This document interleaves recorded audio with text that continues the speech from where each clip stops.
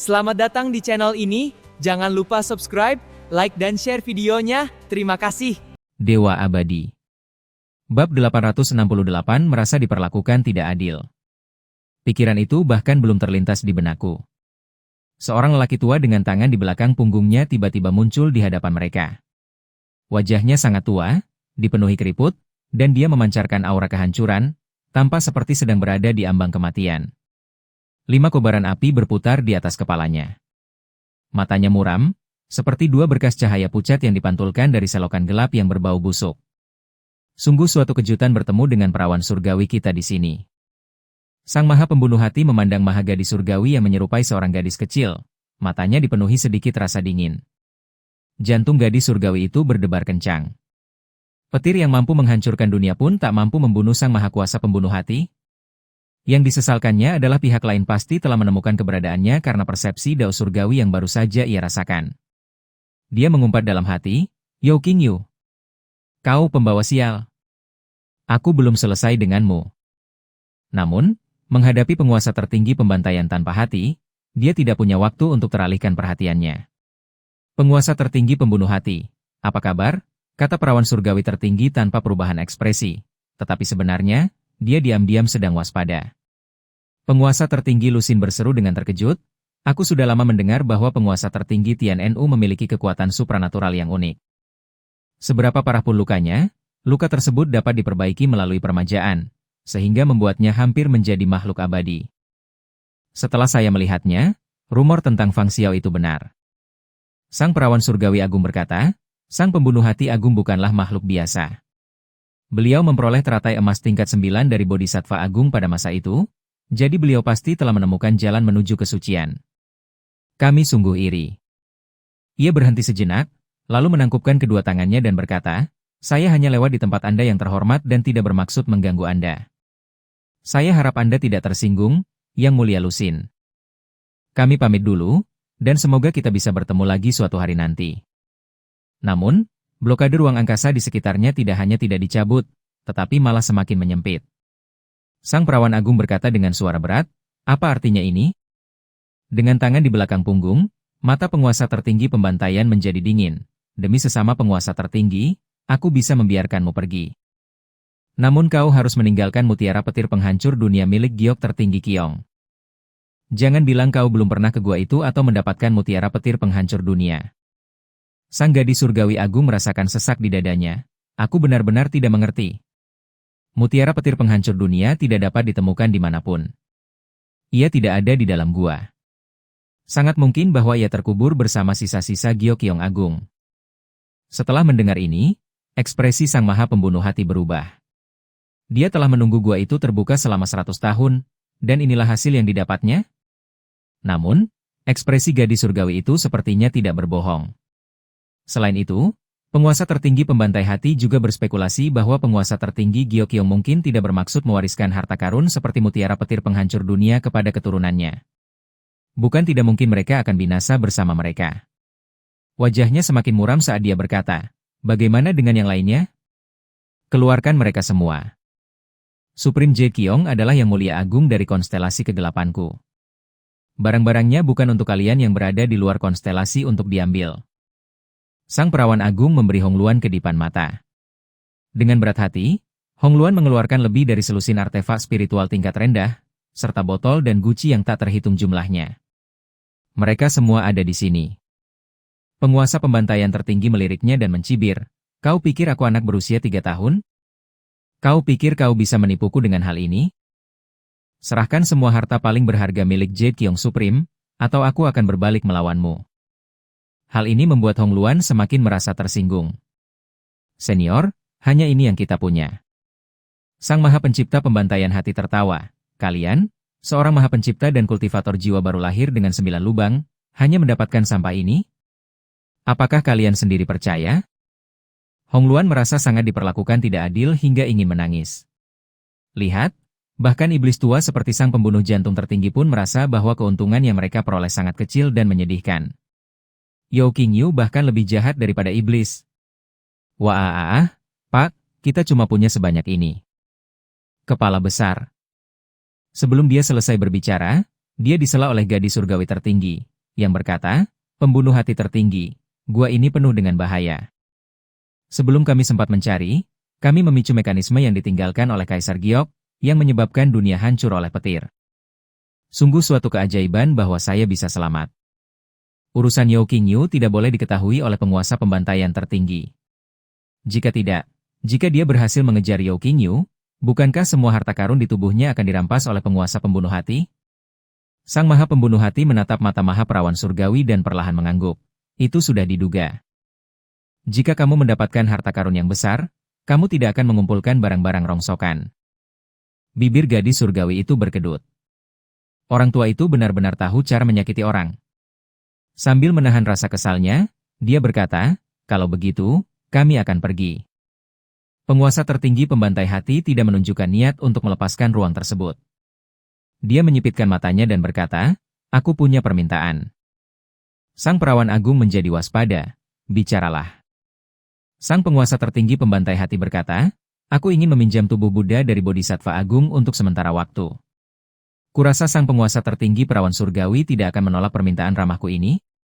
Masa hidupnya hampir berakhir, dan tubuh Buddha dari Bodhisattva Agung itu memiliki kemampuan untuk memperpanjang hidup dan bahkan meremajakan, yang persis seperti yang sangat dibutuhkannya.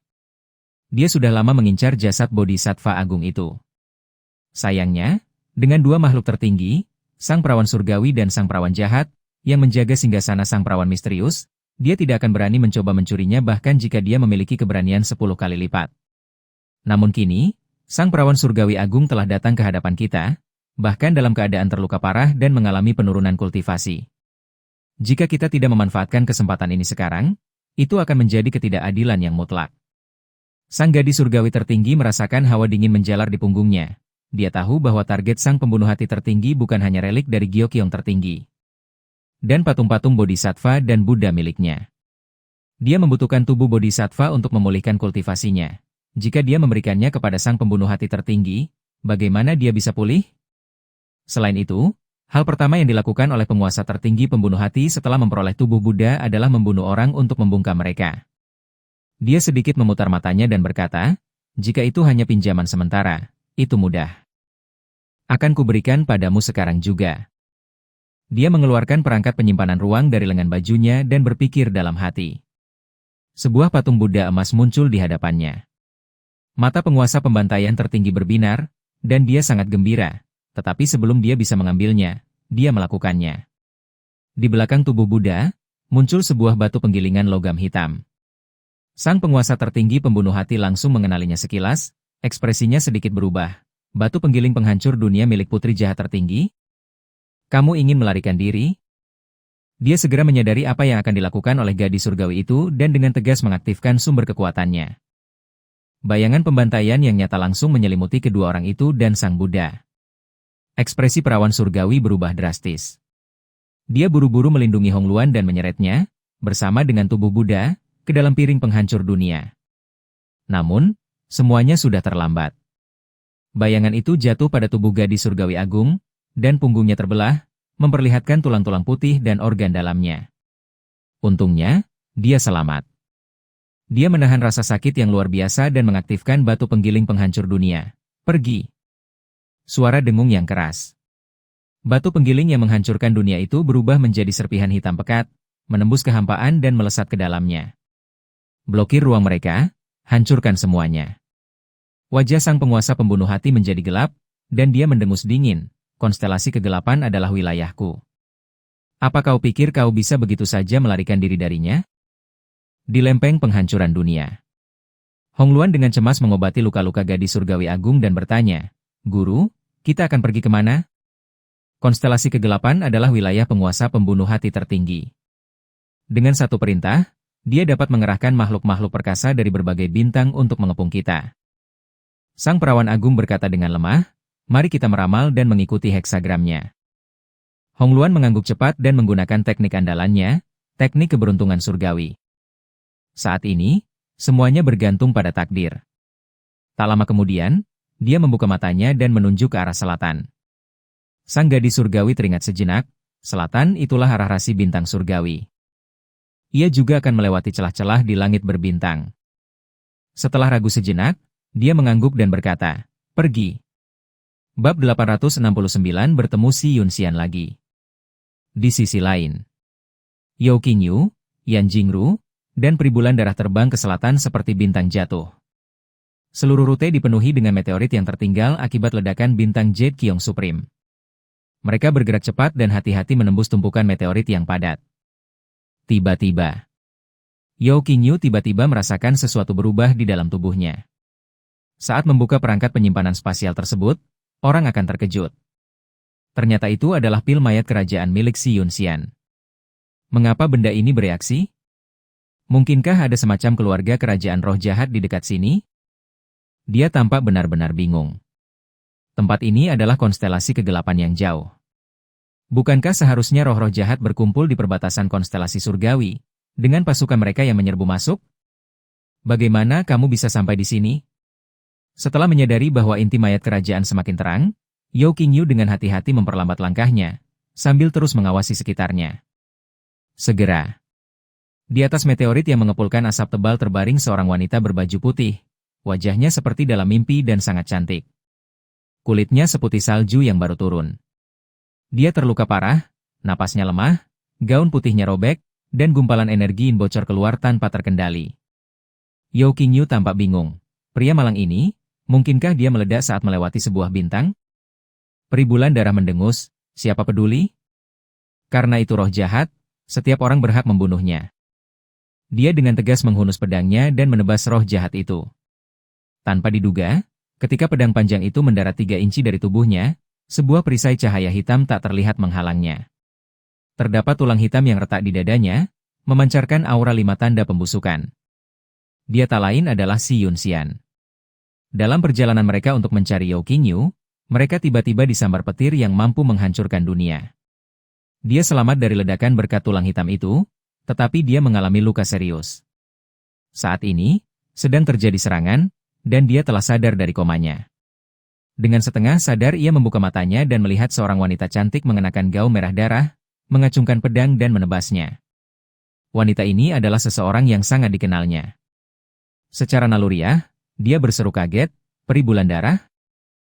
Tak lama kemudian, dia menyadari ada 2 orang lagi di sampingnya. Begitu melihat pria itu, dia menjadi sangat marah dan berteriak, "Yao Qingyu! Bajingan kau! Tidak ada hal baik yang pernah terjadi ketika kau bertemu dengan bajingan ini." Oh! Yao Qingyu tampak terkejut. Dia sudah cukup terkejut ketika roh jahat itu berseru, "Peribulan Darah." Namun, mengingat Peribulan Darah pernah ditangkap, dia mungkin saja pernah melihatnya. Tapi bisakah dia masih menyebut namanya sendiri? Selain itu, dia tampak seperti menyimpan kebencian yang mendalam. Dan pihak lainnya masih keluarga kerajaan roh jahat. Saat Yao Qingyu memikirkan pria itu, ia langsung teringat pada seorang kenalan lama. "Anda bukan Si Yunxian, kan?" Wajah Si Yunxian menegang, dan jantungnya berdebar kencang. "Oh tidak, aku terlalu bersemangat dan kehilangan akal sehatku."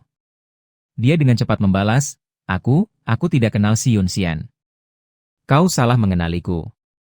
Yao Qingyu mengangguk, dan tanpa ragu-ragu, mengeluarkan mutiara petir penghancur dunia, lalu berkata, "Karena kamu bukan, maka pergilah dan matilah." Saat melihat bola petir yang sangat besar itu, pupil mata Si Yunxian membesar karena terkejut. Benda ini pasti bisa menembus pertahanan Sang Maha Pencipta dan membunuhnya, yang sudah terluka parah. "Tunggu." Dia menggigit bibir merahnya sedikit dan dengan cepat berkata, Aku Si Yunxian." Yao Qingyu kemudian menyimpan mutiara petir penghancur dunia dan mengangkat bahu, sambil berkata, "Sudah kubilang, kita semua teman lama, aku bisa mengenalimu meskipun kau berada di tubuh yang berbeda." Dia mengeluarkan sutra pengikat jiwa dan melemparkannya kepadanya. "Pakailah sendiri." Si Yunxian mengambilnya dan tanpa sadar mencoba menerapkannya pada jiwanya sendiri. Ia tersadar dan agak terkejut. Apa yang sedang aku lakukan? Mengapa saya begitu mahir dalam hal itu? Yao Qingyu mengingatkannya, untuk apa kau berdiri di situ? Kau datang jauh-jauh ke sini untuk mencariku, bukankah hanya agar aku bisa memakaikan ini padamu? Si Yunxian sangat marah sampai hidungnya bengkok. Siapa yang mau mencarimu? Yao Qingyu kembali mengeluarkan mutiara petir penghancur dunia. Aku akan memberimu satu kesempatan lagi untuk mengatur pikiranmu. Si Yunxian gemetar, seperti seorang istri muda yang dikhianati. Biar saya jelaskan, saya sebenarnya tidak datang ke sini untuk menemui Anda. Yao Qingyu mengerutkan bibir, merebut sutra pengikat jiwa dari tangannya, dan dengan paksa memasangkannya pada wanita itu. Apa penjelasannya? Bukankah kau hanya kecanduan ditangkap olehku dan mengirimku jauh-jauh ke sini? Saya mengerti. Aku terjebak lagi. Si Yunxian ingin menangis tetapi tidak ada air mata yang keluar. Mengapa ini terjadi? Apa sebenarnya yang salah? Dia bahkan datang jauh-jauh ke konstelasi kegelapan, jadi bagaimana mungkin dia masih terpikat oleh Yao Qingyu? Namun, mengingat dia telah menembus ke alam jiwa baru dan bukan lagi si Yunxian seperti dulu. Dia berangsur-angsur tenang. Dia mencibir dalam hati, dasar bajingan, aku tidak bermaksud merepotkanmu. Tapi kau malah mencari masalah dan memprovokasi aku. Apakah kau masih berpikir aku adalah si Yunxian, seseorang yang bisa kau manipulasi sesuka hati? Hahaha, kau tidak tahu apa-apa, aku sudah mencapai alam jiwa yang baru lahir. Sihir petirmu yang lemah tak ada apa-apanya dibandingkan denganku. Saat aku pulih dari cedera dan mengungkapkan kultivasi alam jiwa awalku, kuharap ekspresimu akan sangat luar biasa. Hahaha. Patah. Ia sedang asyik melamun ketika Yao Qingyu menampar bagian belakang kepalanya. Kamu sedang melamun tentang apa? Ayo pergi. Si Yunxian menggertakkan giginya dalam hati. Baiklah, baiklah, aku akan mengingat tamparan ini. Begitu aku menjadi dewa, aku akan membuatmu berlutut dan berkata, aku salah, 10.000 kali. Namun, tepat ketika semua orang bersiap untuk berangkat lagi. Suara gemuruh yang memekakan telinga terdengar dari langit berbintang di belakang mereka. Sebuah bayangan hitam melayang di atas kepala, menghancurkan meteorit-meteorit di jalurnya.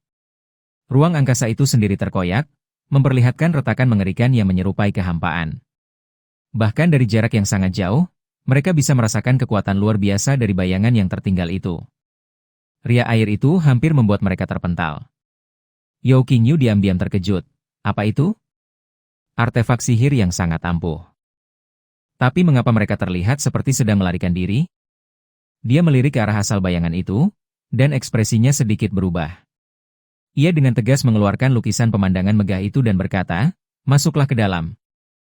Aku akan menggunakan kemampuan menghilang untuk bersembunyi sementara agar terhindar dari masalah. Yan Jingru dan Peribulan Darah langsung terjun tanpa mengucapkan sepatah kata pun. Si Yunxian ragu sejenak, khawatir bahwa apa yang ada di dalam adalah sangkar yang bisa dimasuki tetapi tidak bisa ditinggalkan. Namun, Yao Qingyu tidak memberinya waktu untuk berpikir dan menendangnya di bagian dalam. Yao Qingyu, kamu. Erangan menyedihkan si Yunxian terdengar sesekali.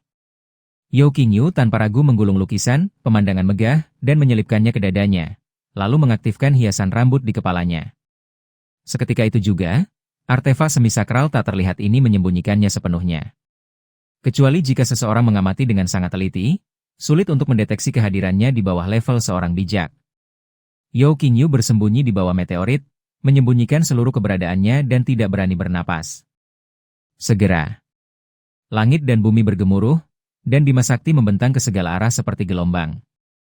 Suatu kekuatan yang menakutkan, jauh lebih bergejolak daripada batu penggiling yang dapat menghancurkan dunia, muncul dengan dahsyat. Yao Qingyu merasakan hawa dingin menjalar di punggungnya dan berpikir dalam hati, apakah ini pertanda dari 5 tanda kehancuran pada makhluk surgawi? Mungkinkah dia penguasa konstelasi kegelapan, sang pembunuh jantung tertinggi? Membayangkan pemandangan pembantaian di luar markas Supreme Jade Qiong, dia tak kuasa menahan keringat dingin. Sosok yang menyerang formasi dari luar itu tak lain adalah sang pembunuh jantung tertinggi. Untungnya, petir tersebut menghancurkan dunia dan bintang-bintang, sehingga mereka dapat melarikan diri. Sebaliknya, jika mereka menghadapi makhluk seperti itu secara langsung, mereka tidak akan memiliki peluang untuk bertahan hidup. Namun yang membuat jantungnya berdebar kencang adalah tatapan mengerikan yang menjelma menjadi nyata melesat ke arahnya. Sang Maha Pencipta Pembantaian Hati ternyata telah menemukan keberadaannya. Bab 870 Jiwa Baru Lahir 9 Lubang. Dia memang makhluk tertinggi dari 5 tanda kehancuran, yang hanya selangkah lagi untuk menjadi seorang bijak. Kemampuannya untuk merasakan alam semesta dan segala sesuatu jauh melampaui apa yang dapat dicapai oleh kultivator Naschen Soul biasa. Dia menahan napas dan diam-diam mencubit mutiara petir penghancur dunia. Satu-satunya hal yang dapat mengancamnya adalah mutiara petir penghancur dunia. Namun, hal itu hanya menimbulkan ancaman. Bahkan sambaran petir yang dahsyat pun tidak bisa membunuhnya, atau bahkan melukainya secara serius. Kekuatan penguasa tertinggi pembunuh hati ini sungguh luar biasa. Untung, Supreme Pembunuh Hati tampaknya juga secara samar-samar merasakan bahaya yang terpancar dari Yao Qingyu, terutama karena targetnya adalah Supreme Perawan Surgawi. Oleh karena itu, setelah berpikir sejenak, ia dengan tegas membatalkan upaya untuk membunuh Yao Qingyu, agar ia tidak menderita kerugian yang lebih besar untuk tujuan yang lebih kecil. Ledakan. Saat Bima Sakti membubung, sang pembunuh hati tertinggi pergi dengan cepat. Yao Qingyu menghela napas lega. Syukurlah, ada orang sial yang berhasil memancing orang ini pergi. Jika tidak, seseorang seperti saya yang muncul di dekat istana Dewa Giok pasti akan ditangkap dan diinterogasi olehnya. Setelah mereka pergi, Yao Qingyu membebaskan Yan Jingru dan Peri Bulan Darah. Keduanya mempertahankan aura spiritual yang kuat, yang jelas mereka pancarkan melalui lukisan pemandangan yang megah itu. Peri Bulan Darah melihat sekeliling dan berkata, "Pria jahat itu sudah pergi?" Yao Qingyu mengangguk, mengamati energi spiritual yang terpancar darinya, dan berkata, "Energi spiritual di dalam sangat melimpah?" Peri Bulan Darah tampak terkejut dan berkata, "Lebih dari berlimpah?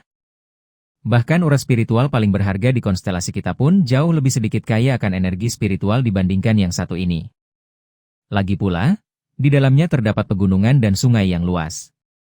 Jika beberapa makhluk spiritual dipindahkan ke sana, tempat itu benar-benar tidak akan berbeda dari dunia luar." Yan Jingru mengangguk berulang kali, "Aku bahkan ingin membangun tempat tinggal gua di dalamnya." Yao Qingyu juga agak terkejut, dan melirik lukisan pemandangan yang megah itu. Yang tampak di hadapan kita memang sebuah ruang yang luas, kaya akan energi spiritual, diselimuti kabut halus, dan membentang ribuan mil. Luasnya sebesar benua. Intinya adalah bahwa ia mencakup angin, salju, sinar matahari, hujan, musim yang berbeda, udara, sinar matahari, dan air, DLL. Lingkungan ini cocok bagi makhluk hidup biasa untuk bertahan hidup dalam waktu lama. Ini adalah benua yang sepenuhnya portabel. Mata Yao Qingyu memancarkan sedikit kegembiraan. Jika konstelasi surgawi kita benar-benar tidak dapat menghentikan roh jahat, maka sebagai upaya terakhir, kita akan memindahkan semua makhluk dari gua bulan pemakaman dan benua angin dan bulan ke dalamnya. Jika tokoh-tokoh berpengaruh dari berbagai sekte-sekte 8 bintang surgawi bersedia, mereka juga bisa datang untuk melestarikan nyala api rasi bintang semaksimal mungkin. Mata Peri Bulan Darah itu berkilauan. Pikiran pertama Yao Qingyu adalah gua bulan pemakaman. Mempercayakan peta pemandangan indah kepadanya memang merupakan keputusan yang tepat. Yan Jingru berkata, "Suamiku, kalau begitu kau harus terus memimpin kami dalam perjalanan ini. Aku berharap Peri Bulan Darah bisa menembus ke alam jiwa yang baru lahir sesegera mungkin, dan aku juga ingin berkomunikasi dengan tupai kecil ini. Saya ingin tahu dari mana asalnya." Yao Qinglan mengangguk. Peri Bulan Darah memperoleh sebuah labu yang berisi kesempatan untuk berubah menjadi kultivator jiwa baru lahir. Untuk menghindari komplikasi yang tidak terduga, dia memang harus menggunakannya sesegera mungkin. "Guru, akhirnya kita sampai di titik ini. Muridmu menantikan kabar baikmu." Yao Qingyu benar-benar merasa senang. Mata Peri Bulan Darah juga menunjukkan antisipasi. Dia tidak pernah bermimpi bahwa suatu hari dia akan memiliki kesempatan untuk menjadi dewa. Semuanya berawal ketika mereka bertemu Yao Qingyu. Jika Yao Qingyu tidak membimbingnya melewati pertempuran di dalam dan di luar kuil tulang putih, dia tidak akan memiliki kesempatan untuk bertemu dengan jiwa sisa dari penguasa jahat tulang putih. Sekalipun Yao Qingyu memiliki kesempatan untuk membantunya naik dari tingkat ke-8 tahap jiwa baru lahir hingga tingkat ke-9 tahap jiwa baru lahir, itu bukanlah gilirannya. Segalanya menjadi lebih baik bagiku sejak Yao Qingyu datang. Dia menatap Yao Qingyu dengan saksama, antisipasinya agar pertempuran segera berakhir semakin kuat. Ketika gua bulan pemakaman tidak lagi membutuhkannya, dan ketika rasi bintang tidak lagi membutuhkannya. Jadi, dia memutuskan untuk hidup untuk dirinya sendiri. "Baiklah, aku pergi." Peri Bulan Darah melompat ke dalam lukisan pemandangan indah. Yan Jingru ingin mengikuti dari dekat, tetapi Yao Qingyu menghentikannya. Dia melirik penuh arti ke arah tupai kecil yang bersembunyi di lengan baju Yan Jingru, yang memperlihatkan gigi dan cakarnya kepadanya, lalu berkata, "Ini adalah pil agung tingkat 7. "Hah?" Yan Jingru berkedip, bertanya-tanya apakah dia salah dengar. "Pil?" Dia mengeluarkan tupai kecil itu dari lengan bajunya dan memandanginya. Bahunya terkulai, dengan patuh membiarkan Yan Jingru menggendongnya. Mata kecilnya dengan polos menatap matanya. Dia tampak terkejut. Maksudmu ini pil untuk anak kelas 7? Yao Qingyu berkata, tempat tinggal abadi Giok telah disegel selama 100 tahun. Di mana masih ada makhluk hidup yang tersisa? Ini benar-benar ramuan tingkat 7 yang langka, hanya orang suci yang akan menggunakannya. Jika kamu tidak percaya padaku. Yao Qingyu melangkah maju dan mencubit ekor tupai itu di antara dua jarinya. Tupai itu meronta-ronta dengan liar, tetapi Yan Jingru memegangnya dan tupai itu tidak bisa melarikan diri. Akibatnya, Yao Qingyu merobek sehelai bulu tupai dengan dua jarinya. Tupai itu mencicit dan berteriak kesakitan. Bulu tupai di antara kedua jari Yao Qingyu langsung meleleh menjadi bubuk berwarna abu-abu kecoklatan. Di dalamnya terkandung khasiat obat yang luar biasa dan tak tertandingi. Yao Qingyu hanya menarik napas ringan, dan kekuatan yang terkandung dalam obat itu mengalir deras ke tubuhnya, menghantam jiwanya yang baru lahir dengan dahsyat. Klik! Dengan suara retakan yang tajam, jiwanya yang baru lahir benar-benar membuka lubang kesembilannya. Aura kultivasi yang kuat dan unik untuk tingkat ke-9 dari tahap jiwa baru lahir telah dilepaskan. Hah? Mata Yan Jingru melebar. Suami, kau sudah berhasil menembus batas? Mata Yao Qingyu berbinar, dan dia tersenyum, ini benar-benar pil agung tingkat 7. Sungguh luar biasa. Nah, kita seharusnya percaya ini adalah pil agung tingkat 7, kan? Yan Jingru terstunet, menatap kosong ke arah tupai kecil itu. Wajahnya penuh ketidakpercayaan. Yao Qingyu menatap Yan Jingru dengan saksama, lalu melirik tungku yang masih menyala di atas kepalanya, dan berkata, tidak lazim bagi pil agung tingkat 7 berada di dekatmu. Akan lebih baik jika Anda bisa mencari tahu alasan di baliknya. Dari semua orang, Yan Jingru memiliki tingkat kultivasi terendah dan tidak ada yang istimewa darinya. Fakta bahwa seorang kultivator ramuan agung tingkat 7 begitu dekat dengannya pasti ada alasannya. Yan Jingru menjadi sangat penasaran dengan tupai kecil itu dan berkata, baiklah, suamiku, aku akan memberitahumu begitu aku mendapat kabar. Dia segera mengambil tupai kecil itu dan kembali ke lukisan pemandangan yang indah itu. Setelah menempatkan keduanya di tempat yang nyaman, Yao Qingyu menonaktifkan kemampuan menghilangnya dan menuju ke selatan. Untuk menghindari beririsan dengan rute sang pembunuh hati tertinggi, dia sedikit menyimpang dari arah yang benar. Sehari kemudian, Yao Qingyu tidak jauh dari laut berdosa di sebelah selatan. Dia berdiri di atas meteorit, menatap langit berbintang dan alam semesta, alisnya sedikit berkerut. Apakah bau busuk di udara separah ini saat kita tiba? Semakin dekat dia dengan laut dosa, semakin dia merasa ada sesuatu yang salah. Di alam konstelasi kegelapan, energi jahat tersebut jelas tidak normal. Dia mengangkat telapak tangannya dan menggenggam segenggam udara, lalu kilatan petir menyambar dari telapak tangannya. Akibatnya, suara berderak memenuhi udara, dan gumpalan asap hitam mengepul. Ekspresinya serius. Bagaimana mungkin energi jahat ini bahkan lebih kuat daripada energi dari konstelasi surgawi kita? Pasukan gugusan bintang sedang mendekat, dan perang bisa meletus kapan saja. Suasana mencekam di udara bahkan belum setebal ini. Dengan sebuah pemikiran tiba-tiba, dia mengaktifkan tanda suci pendengar. Saat jangkauan penyelidikan mereka meluas, tiba-tiba teriakan, raungan, dan tawa buas yang tak terhitung jumlahnya menyerbu keluar seperti banjir. Karena lengah, jiwa Yao Qingyu bergetar hebat, wajahnya pucat pasi, dan ia menunjukkan tanda-tanda kesakitan. Saya segera mematikan kemampuan untuk mendengarkan tanda suci, tetapi butuh waktu lama bagi saya untuk pulih. Wajahnya sedikit memucat, dan dia bertanya dengan heran, apa yang sedang terjadi? Apakah itu perang? Tidak, terlalu banyak suara. Tidak mungkin ada begitu banyak suara dalam sebuah perang. Ini lebih seperti kehancuran sebuah benua.